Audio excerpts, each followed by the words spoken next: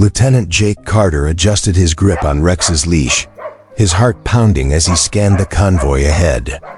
The supply trucks rumbled along the dusty road, their tires kicking up clouds of sand. Everything seemed normal, but Rex didn't think so. The German shepherd's body was rigid, his ears pricked forward, nostrils flaring as he sniffed the air. Then, without warning, he let out a sharp, insistent bark. Jake stiffened. Rex wasn't a normal dog, he was trained to detect explosives. And right now, he was barking at one of the supply trucks. "Hold the convoy!" Jake shouted, raising a fist. The other soldiers exchanged confused glances but obeyed, bringing the vehicles to a grinding halt. Captain William Stroud stormed over, his face dark with irritation. "Lieutenant Carter, what the hell is going on?"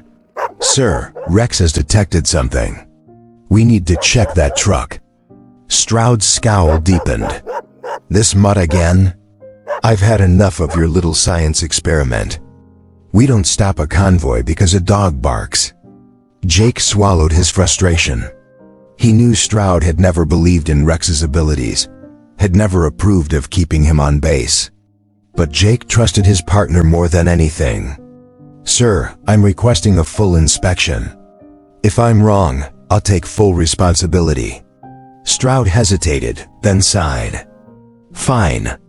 But if this is another false alarm, Carter, I swear." Jake didn't wait. He turned to the bomb disposal unit. "Check the cargo hold now." The EAD team moved quickly, approaching the truck with careful precision. They swept the area, checking every crevice. The convoy watched in tense silence. Then came the voice over the radio. "Sir, we found something." Jake's blood ran cold. The team carefully extracted the device, a crude but deadly IED, rigged to detonate upon movement. If the convoy had continued, it would have been catastrophic. For a long moment, silence hung over the desert. Then, Private Ryan Coleman let out a low whistle. "Damn, Carter. Your dog just saved all our asses." Jake knelt beside Rex, running a hand over the dog's fur. "Good boy," he whispered, feeling a swell of pride. But when he looked up, Captain Stroud's face was still unreadable. "Secure the area," Stroud ordered, his voice tight. Then, his gaze locked onto Jake. "This doesn't change anything. That dog is still a liability. One lucky find doesn't mean he belongs here." Jake clenched his jaw. No matter what Stroud said, he knew the truth. Rex had just saved dozens of lives, and he was going to prove to everyone that it wasn't luck. That night, back at the base, Jake sat on his bunk, still replaying the day's events in his mind. Rex lay beside him, ears twitching even in sleep, his breathing slow and steady. The German shepherd had done everything right, followed his training, detected the explosive, saved lives. And yet, Stroud still refused to acknowledge his worth. Jake clenched his fists. He had spent months working with Rex, training him, building his confidence. The dog wasn't just a tool, he was a partner. And he wasn't about to let anyone take him away. A sharp knock at the door pulled him from his thoughts. He opened it to find Private Ryan Coleman standing there, his face unreadable. "Carter, got a minute?" Jake stepped aside, letting him in. Coleman glanced at Rex before speaking. "Look, I'll be honest. I didn't believe in your dog. Thought he was just some charity case." He exhaled. "But after today, damn man, he proved me wrong. I wanted to say good work. Both of you." Jake raised an eyebrow. "You sure Stroud won't have you scrubbing latrines for saying that?" Coleman snorted. "Probably. But listen, I overheard something earlier. Some guys are saying the IED wasn't random. That someone on base might be involved." Jake's stomach tightened. "You think there's a saboteur?" Coleman shrugged. "I don't know. But whoever planted that bomb knew exactly when and where to hit us." He met Jake's gaze. "Keep your eyes open." As Coleman left, Jake shut the door, his mind racing. If there was someone on the inside working against them, Rex might be the only one who could sniff them out. The next morning, Jake and Rex were up before dawn, heading to the training field. The sun was just beginning to rise, casting long shadows over the base. The air was crisp, the silence only broken by the distant sound of soldiers drilling. Jake knew he had to push Rex harder, to prove beyond any doubt that he belonged here. He led Rex through a series of drill scent detection, obstacle navigation, response to simulated gunfire. The dog was sharp, his instincts precise. But as they neared the end of the session, something caught Rex's attention. His body tensed, ears flicking forward. Then, without hesitation, he bolted toward a stack of supply crates. "Rex, heel!" Jake called, running after him. But the dog wasn't disobeying, he was tracking something. Rex circled the crates, nose working frantically. Then he stopped, his body rigid, tail straight. A low growl rumbled from his throat. Jake's pulse quickened. He crouched beside the crates, carefully lifting the top one. Beneath it, partially buried under loose tarp, was a small electronic device wires, a timer, something that didn't belong. His blood ran cold. Another bomb. And this time, it was inside their own base. 3 weeks earlier, the small animal shelter smelled of disinfectant and damp fur, the air filled with the echo of barking dogs.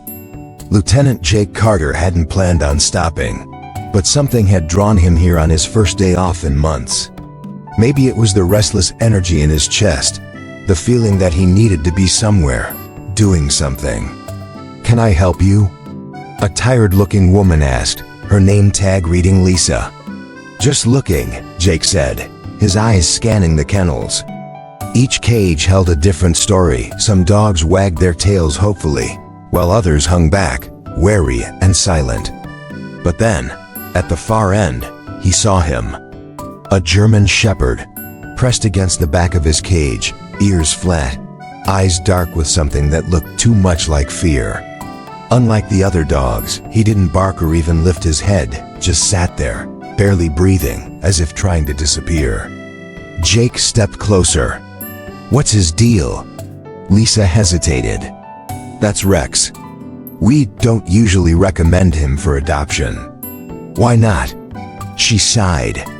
"He came from a military training program, was paired with an explosives technician, but his handler was killed in action. After that, well, he shut down. Severe anxiety, won't go near anyone. Won't even eat unless he's alone. We've tried everything, but he's not getting better." Jake studied the dog, something tightening in his chest. He knew that look, that feeling. He had seen it in men who'd lost everything. He had seen it in the mirror. "I'll take him."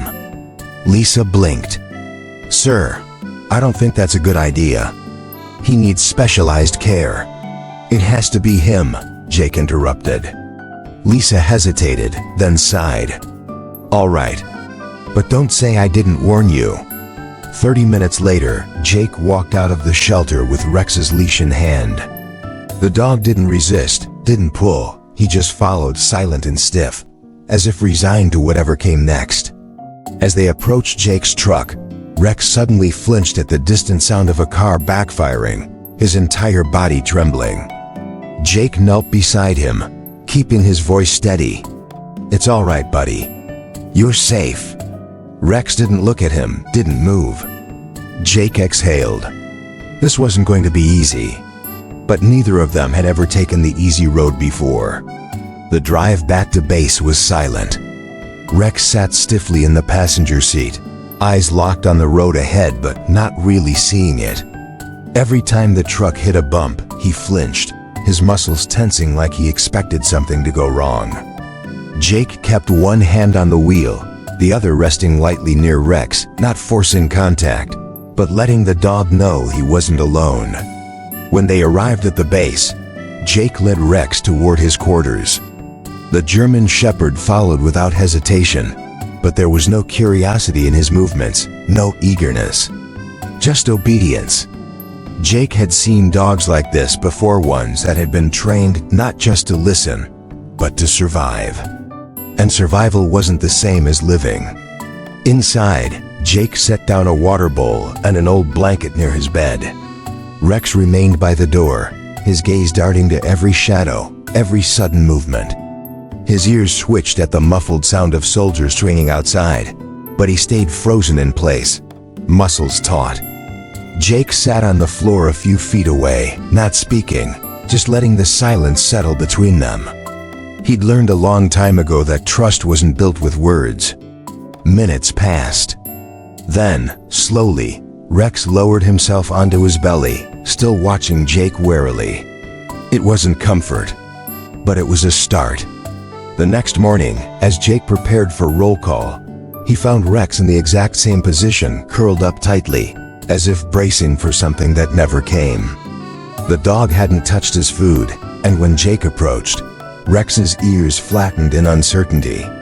"You need to eat, buddy," Jake said, setting a treat near his paw. Rex didn't even sniff it. Frustration tugged at Jake, but he pushed it down. He'd worked with stubborn soldiers before. Rex wasn't any different. At midday, Jake took Rex for a walk around the perimeter of the base. The dog stayed close, but not out of trust, just a survival instinct. Sticking abandoned him. Every noise made him flinch. Every moving shadow sent his head snapping toward it. Then, as they neared the training field, a sudden burst of gunfire from the shooting range sent Rex scrambling backward, his paws slipping on the dirt. His breathing turned rapid, his tail tucked so tightly it was nearly invisible. Jake knelt beside him. "Easy, Rex. It's just training." But Rex wasn't listening. He was somewhere else, trapped in whatever memory haunted him. From across the field, a mocking voice rang out. "Hey, Carter, where'd you find that broken mutt?" A group of soldiers stood near the barracks, watching with amused smirks. One of them, Private Jenkins, shook his head. "I give it a week before the brass makes you get rid of him." Jake clenched his jaw, ignoring them. He placed a steady hand on Rex's back, grounding him. "We'll figure this out," he murmured. Because no matter what anyone said, Rex wasn't broken. He just needed someone to believe in him. That night, Jake sat on his bed, flipping through Rex's adoption papers. The file from the shelter was thin, just a few notes about his past, the failed attempts at rehabilitation. Severe anxiety. Refuses human contact. Unfit for service. Jake frowned. Whoever had written that had already given up on Rex. He wasn't about to do the same. The dog lay curled in the corner, watching him with cautious eyes. His ribs rose and fell in shallow breaths, every muscle still tense even in sleep. Jake exhaled. He needed to find a way to reach him. The next morning, he started small. No forced interactions, no overwhelming training, just patience. He placed Rex's food bowl in the middle of the room and sat nearby, reading a field manual.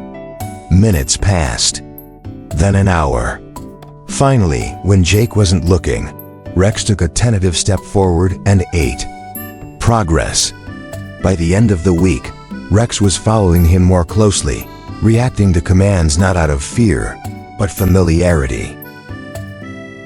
Sounds lessened, though he was still far from comfortable.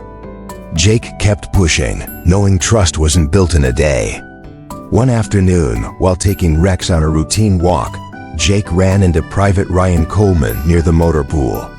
Coleman eyed the dog with mild skepticism. "Still trying with that mutt, huh?" Jake shrugged. "He's getting better." Coleman crouched down a few feet away, watching Rex carefully. The dog's ears twitched, but he didn't retreat. "You know, I had a dog growing up," Coleman said. "Mean little bastard. Took me months before he'd let me touch him." He smirked. "You might have your work cut out for you." Jake chuckled. "Yeah, well, I like a challenge." Later that evening, while Jake was reviewing reports, a loud crash echoed from outside metal scraping against concrete, followed by the sharp yell of a soldier. Rex bolted upright, his tail low but his stance alert. Jake grabbed his boots and rushed outside. Near the supply depot, a group of soldiers had gathered around a toppled crate. A mechanic cursed it under his breath, rubbing his wrist. "Damn thing fell before I could lock it down." Jake turned to Rex. The dog's nose twitched, his ears focused on the scattered equipment. Then, suddenly he moved, sniffing along the edges of the fallen crate. Jake's pulse quickened. "What is it, boy?" Rex stopped. His body stiffened, tail straight. Then, just like earlier that morning, he let out a sharp, deliberate bark. Jake's stomach dropped. Something wasn't right. The tension in the air was immediate. Soldiers nearby paused, exchanging glances as Rex stood frozen beside the fallen crate, his body rigid, ears locked forward.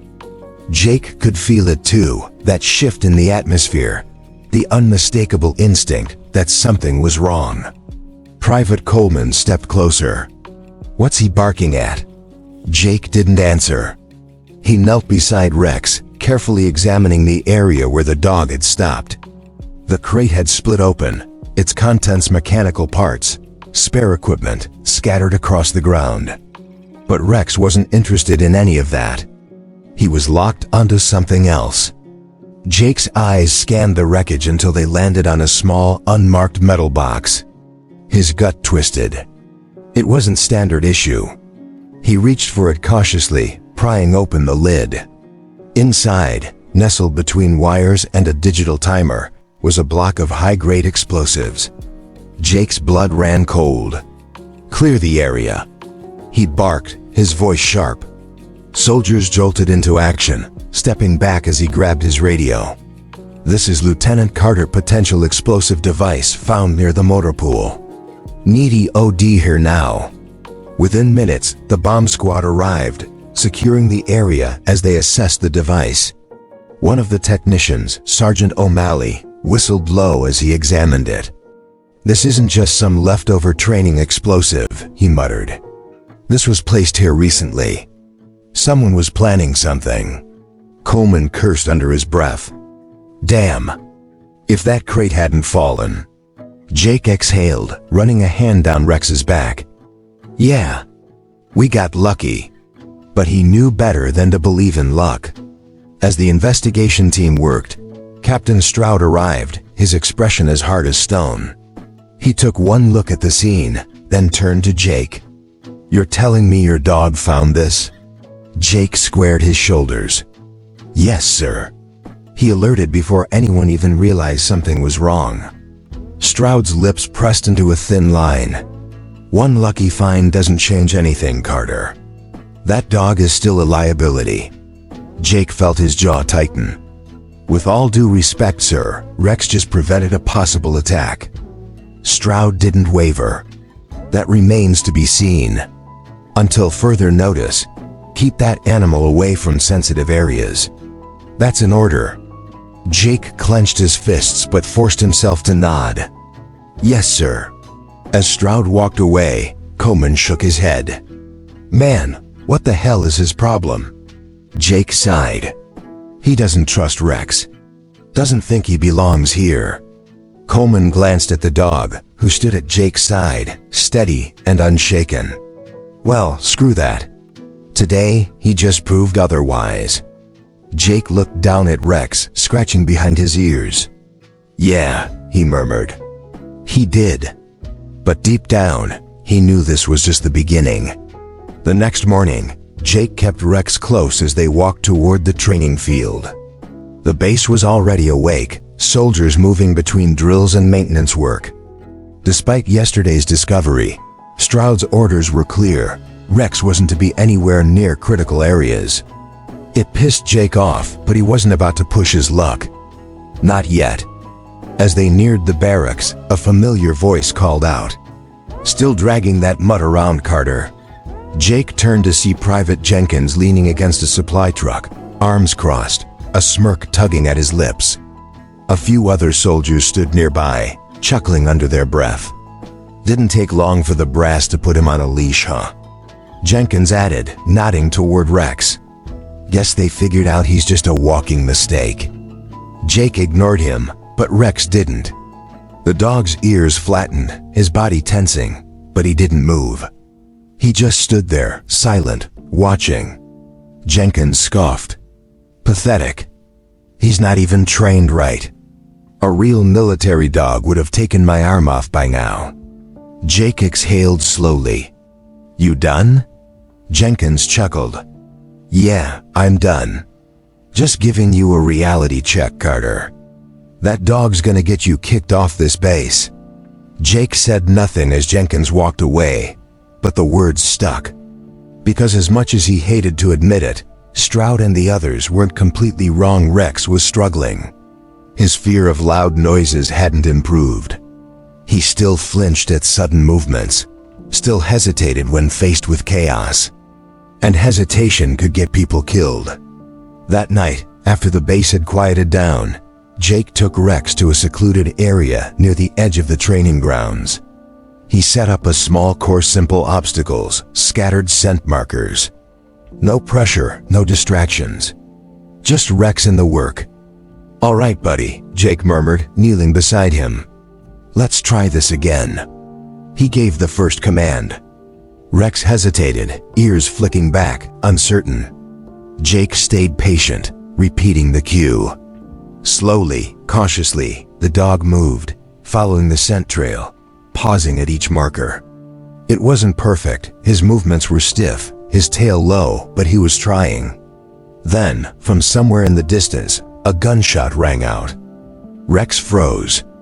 His breath hitched, his body trembling. Hey, Jake said softly, placing a hand on his back. It's all right. But Rex wasn't listening. His panic took over, his instincts screaming at him to run. Before Jake could react, the dog bolted, disappearing into the darkness. Jake cursed, taking off after him. Rex! His boots pounded against the dirt, his heart racing. The base was huge. If Rex kept running, he could end up anywhere. Or worse, get himself into real danger. Jake pushed forward, scanning the shadows. He had to find him. Jake moved fast, his eyes sweeping the dimly lit base. Rex was out there somewhere, panicked and alone. He cursed under his breath, pushing harder. If Stroud found out about this, it would be the final nail in the coffin. Then, near the supply depot, he spotted movement. A shadow slipping between the storage crates. Rex. Jake slowed his approach. The dog was pressed against the wall, his body tense, his ears pinned back. His chest heaved with rapid, panicked breaths. Jake crouched a few feet away, keeping his voice low. Rex. It's just me, buddy. The dog's eyes flicked toward him, but he didn't move. Jake exhaled, keeping his movements slow. I know you're scared, but you have to trust me. Rex's ears twitched. His muscles quivered, caught between fight and flight. Jake took a chance. He reached into his pocket, pulled out a familiar object, Rex's favorite training ball. He rolled it across the dirt, letting it stop near the dog's paws. Rex stared at it. Seconds passed. Then, slowly, his breathing steadied. His tail twitched, just slightly. Jake stayed patient. He didn't reach for him, didn't force it. He just waited. And finally, after what felt like forever, Rex took a tentative step forward. Jake gave him space, letting him close the distance on his own terms. When Rex pressed his head lightly against Jake's shoulder, the relief nearly knocked the air from his lungs. Good boy, Jake murmured, running a hand through his fur. You're okay. But deep down, he knew this was a warning. Rex was still fragile, still haunted. If he didn't find a way to break through that fear, the next time might end differently. As they walked back, Jake's mind was already working. He needed a plan. Because failure wasn't an option. The next morning, Jake was up before dawn, running drills in his head as he laced his boots. Last night had been a wake-up call. Rex wasn't just dealing with fear, he was fighting ghosts. And if Jake didn't find a way to help him, the dog would never reach his full potential. As he clipped on Rex's leash, he made a decision. No more hesitation. No more treating Rex like a fragile thing that might break. The dog needed structure, purpose. He needed to remember who he was before the fear took over. Jake led him to a secluded section of the base, far from the chaos of the morning drills. He'd set up a new training course, one designed not to push Rex past his limits, but to help him rebuild his confidence. "All right, buddy," Jake said, kneeling beside him. "We're gonna do this differently today. No pressure. Just trust." He pulled a scent marker from his pack, a small metal tube laced with explosive residue. Rex had been trained for this before, back when he was a working dog. But training wasn't just about skill, it was about belief. And Rex needed to believe in himself again. Jake let him sniff the tube, then tossed it into the grass a few yards away. "Find it." Rex hesitated. His ears flicked back, his body tensing. But Jake didn't repeat the command. He just waited. Then, slowly, Rex lowered his nose to the ground. He moved cautiously at first, sniffing the air, testing the scent. But something shifted as he tracked the marker, something subtle but undeniable. His posture changed. His tail lifted slightly. His steps became more deliberate. And when he found the marker, he sat beside it without hesitation. Jake felt a surge of pride. "Good boy." He knelt, rubbing behind Rex's ears. "You still got it, huh?" Rex's tail gave the smallest wag. Jake's grin widened. "All right, let's see what else you can do." He reset the exercise, increasing the distance, adding distractions. Each time, Rex tracked the scent with more confidence. He wasn't just reacting, he was working. And for the first time since Jake had brought him back, Rex wasn't running from something. He was running toward it. Over the next few days, Jake pushed Rex further. He introduced new elements, wind interference, buried markers, controlled distractions. Each time, the German Shepherd hesitated a little less, moved a little faster. His instincts were still there, buried beneath months of fear. He just needed to remember. One afternoon, while working in a more challenging environment near the motor pool, something unexpected happened. Jake had hidden a scent marker behind a stack of sandbags, but before he could give the command, Rex's ears twitched. His body stiffened. Then, without warning, he took off in a completely different direction. "Rex, heel!" Jake called, but the dog wasn't disobeying, he was tracking. His nose worked frantically, his movements sharp and precise. He stopped near a storage shed, his tail straight, his chest rising and falling in quick, excited bursts. Then he sat, his signal for a confirmed find. But Jake hadn't placed anything there. A cold feeling crept down his spine. Slowly, he approached, his pulse hammering in his ears. He knelt beside Rex, carefully brushing away a layer of loose dirt near the shed's foundation. And that's when he saw it. A small, unmarked device. Wires. A detonator. His stomach clenched. This wasn't training. Jake shot to his feet, grabbing his radio. "Base security, this is Lieutenant Carter. Possible live explosive detected near storage sector, VDOD on site immediately." The response was instant. Within minutes, a bomb disposal unit arrived, securing the perimeter and confirming Jake's worst fear. The device was real. And active. "Jesus," one of the techs muttered. "This wasn't here yesterday." Jake exchanged a glance with Private Coleman, who had just arrived. "Which means someone put it here last night." Coleman whistled low. "Shit. You think this is connected to the motor pool bomb?" Jake clenched his jaw. "I don't believe in coincidences." As the team disarmed the device, Captain Stroud arrived, his expression unreadable. Tell me I'm hearing this wrong, Carter. Jake met his gaze head-on. Rex found another explosive, sir. Stroud looked at the dog, who sat calmly beside Jake, then back at the device. A muscle in his jaw twitched. This changes nothing, he said, his tone clipped. Stay out of my way and let the professionals handle this. Then he turned and walked off. Jake's hands curled into fists.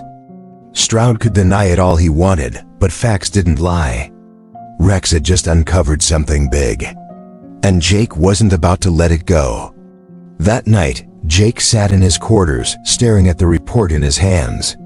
The second bomb had been more sophisticated than the first, placed in a strategic location where it could cause maximum damage. Someone had planned this, and Rex had been the only one to sense it before it was too late. The dog lay at his feet, his ears flicking occasionally at distant sounds outside. He was calmer now, more assured. Finding the device hadn't rattled him, it had done the opposite. It had focused him. A knock at the door pulled Jake from his thoughts. He opened it to find Private Coleman holding a folder. Thought you'd want to see this, Coleman said, stepping inside. Intel pulled surveillance from the motor pool. Guess what? No unauthorized personnel in the area before that first bomb was found. Jake frowned. So whoever planted it was already on base. Coleman nodded grimly. And they knew exactly where to put it. Jake's jaw tightened. We're dealing with someone on the inside. Coleman glanced down at Rex. And that dog might be our best shot at finding them. The realization settled between them. Jake exhaled. Stroud's gonna shut this down the second he hears about it. Then don't tell him, Coleman said simply. Keep working with Rex. If he finds something else, we go straight to command. Jake looked at Rex, who watched him expectantly, as if already waiting for his next command. He reached down, scratching behind the dog's ears. All right, he said. Let's see what else you can find, buddy. Rex let out a soft, eager huff. For the first time since Jake had brought him back, the dog wasn't just reacting to orders. He wanted to work. And that changed everything. Over the next few days, Jake kept Rex busy. If there was another bomb waiting to be found, Rex would find it. But something about the situation felt off. The devices weren't just randomly placed. Whoever was behind this wasn't trying to cause destruction for the sake of it. They had a goal. Late one evening, as Jake reviewed reports in his quarters, another knock came at the door. It was Coleman again, his face tense. We've got a problem, he said, stepping inside and shutting the door behind him. Intel ran background checks on recent transfers. One name stood out, Corporal Mason Briggs. Jake frowned. Briggs? I know the name, but he's just a mechanic, isn't he? Coleman handed him a file. Yeah, and that's the problem. Before this, he was stationed at a base in the Middle East where multiple sabotage attempts occurred. Explosives were found just in time, just like here. But no one was ever caught. Jake's grip tightened on the folder. You think he's involved? Coleman nodded. I checked shift logs. Briggs was on duty near both bomb sites hours before they were discovered. It's too much of a coincidence. Jake ran a hand through his hair. If we go to Stroud without solid proof, he'll shut us down. Then we get proof, Coleman said.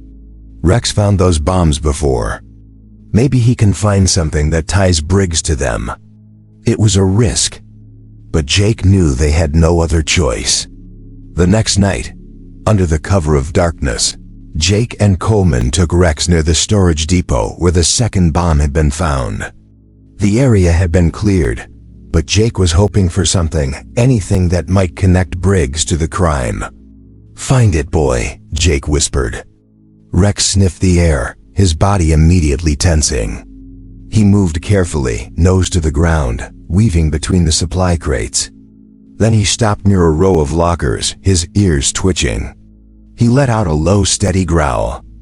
Jake exchanged a glance with Coleman. Someone's been here.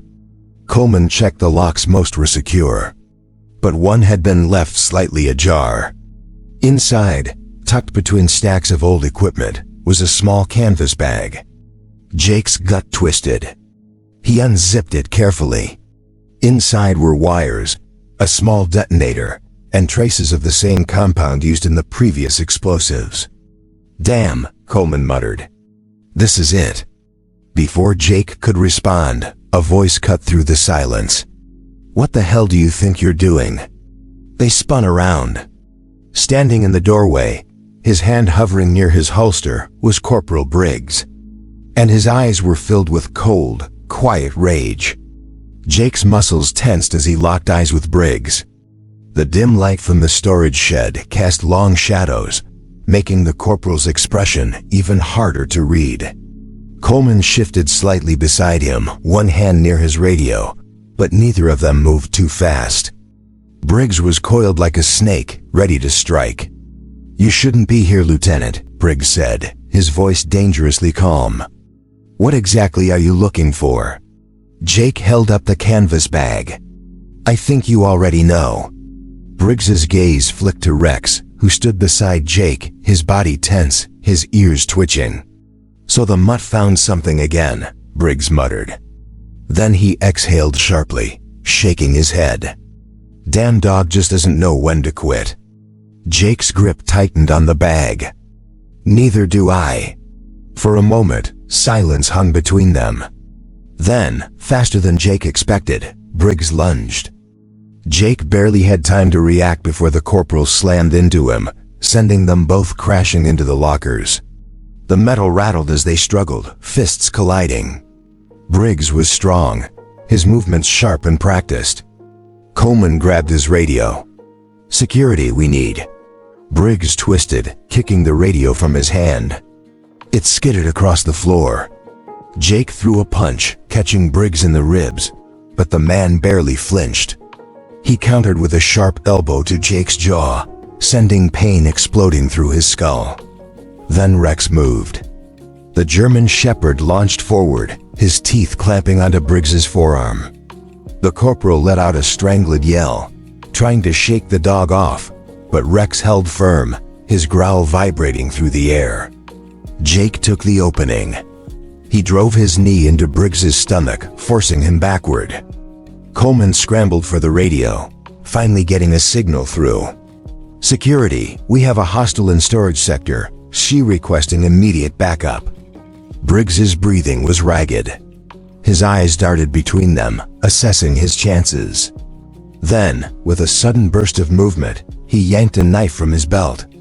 "Back off!" he snarled. Rex didn't move. Jake stayed still, blood dripping from his split lip. "Give it up, Briggs. It's over." Briggs's fingers tightened around the handle. His body was shaking, desperation bleeding into his features. Then, from outside, the sound of approaching boots filled the air. Briggs's eyes flickered. He knew he was out of time. With one last curse, he spun and bolted toward the back entrance. "Rex, take him down!" Jake shouted. The dog sprang into action. Rex surged forward, muscles coiling as he launched after Briggs. The corporal barely made it 3 steps before the German Shepherd caught him, slamming into his legs with brutal force. Briggs crashed to the ground, his knife skidding across the floor. Before he could recover, Rex was on him, teeth bared, growling low and dangerous. "Stay down!" Jake barked, stepping forward.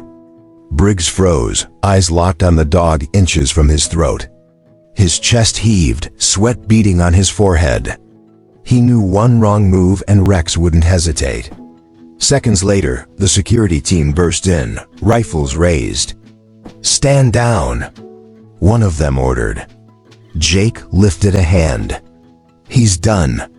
Rex didn't move until Jake gave the command. "Rex, heel." The dog hesitated for half a second before backing away, his growl fading. The guards moved fast, yanking Briggs to his feet and securing his wrists with zip ties. His face twisted in frustration, but there was no fight left in him. He knew it was over. As they hauled him out, Briggs glanced back at Jake, his voice low and bitter. "You think this ends with me?" Jake's jaw tightened. "I think you just ran out of time." Once Briggs was gone, Coleman let out a breath. "Damn. That was close." Jake looked down at Rex, who was still standing alert, his tail stiff but steady. He reached down, running a hand through the dog's fur. Not close enough. He wasn't working alone. Coleman frowned. "You think there's more?" Jake nodded. Briggs was just a piece of it. There's still someone out there pulling the strings. Rex let out a soft huff, his nose twitching as if he already knew the hunt wasn't over. Jake straightened. "Then we find them." Because this wasn't just about bombs anymore. It was about stopping something much bigger before it was too late. The base was on high alert. After Briggs's arrest, security had doubled, but Jake knew this wasn't over. Someone else had been working with him, someone higher up, someone who knew how to stay hidden. And Rex was their only chance at finding them. Late that night, as Jake and Coleman prepared for another sweep, a call came over the radio. "All units, be advised, unauthorized movement detected near the eastern perimeter. Possible breach." Jake's pulse spiked. He grabbed Rex's leash. "That's our guy." Coleman nodded, checking his rifle. "Let's move." They reached the perimeter in minutes. The desert night was cold, the air thick with tension. The area was quiet, too quiet. Then Rex stiffened. His ears twitched. His nose worked furiously. Jake recognized the change immediately. "He's got something." Rex pulled hard, leading them toward a row of supply trucks parked near the fence. Jake followed without hesitation, his grip tightening on his sidearm. Then a shadow moved. A figure darted between the vehicles, fast and precise. "Freeze!" Jake shouted, raising his weapon. The figure didn't stop. Instead, they turned and fired. The bullets ripped through the air, sparking off metal. Jake and Coleman dove for cover behind a crate, returning fire. The intruder was trained moving tactically, never staying in one place for too long. Rex growled, low and deep. Jake didn't hesitate. "Go." The German shepherd launched forward, weaving through the darkness, silent as a ghost. The shooter barely had time to react before Rex slammed into them, teeth sinking into fabric and flesh. A strangled yell echoed through the night. Jake sprinted forward, weapon raised. The intruder struggled, trying to shake Rex off, but the dog held firm. Coleman moved in, kicking the weapon away before pressing a knee into their back. The floodlights flared to life, illuminating the scene. Jake's stomach twisted as he got a clear look at the man on the ground. Captain William Stroud, their commanding officer. His face was contorted in pain, but his eyes burned with something else, hatred.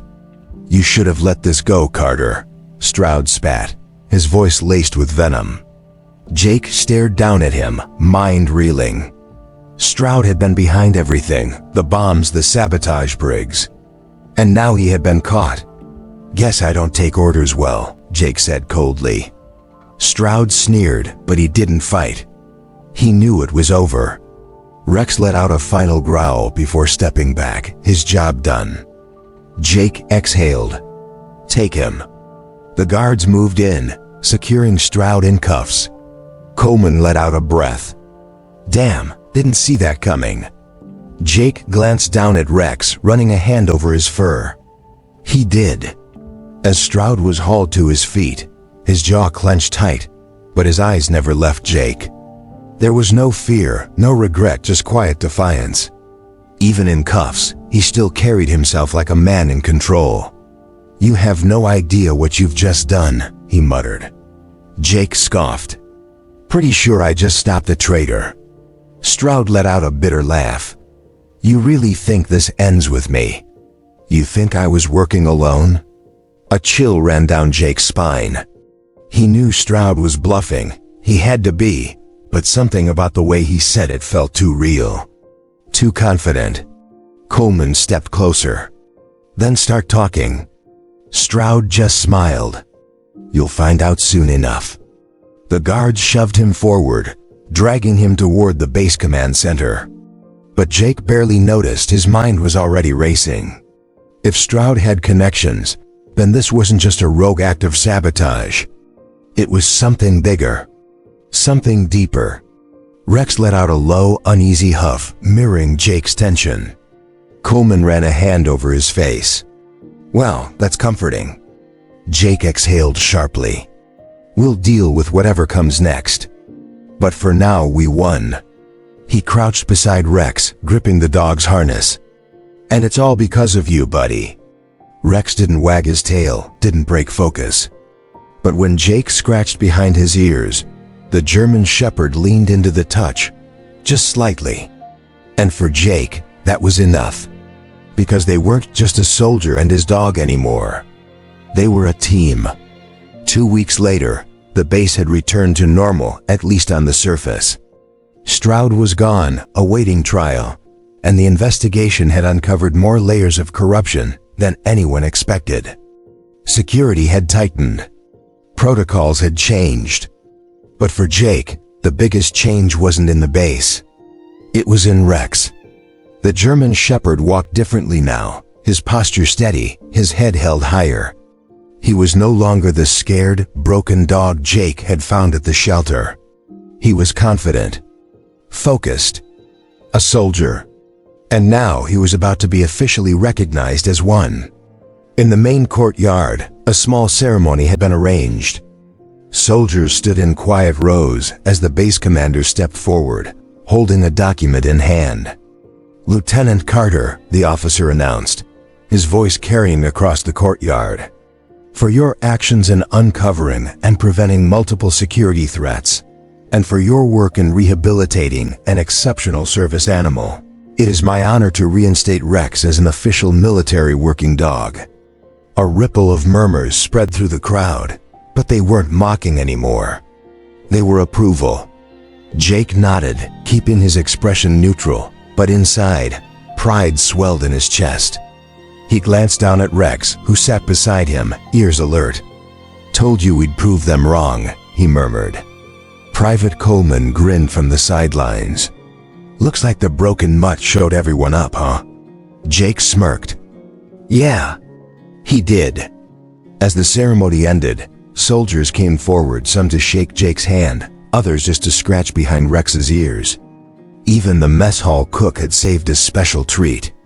But the best moment came later, as Jake and Rex walked back toward their quarters. For the first time since they'd met, Rex leaned against Jake's leg, his tail wagging ever so slightly. A silent thank you. Jake smiled. Yeah, buddy. You're home now. And this time, Rex believed it.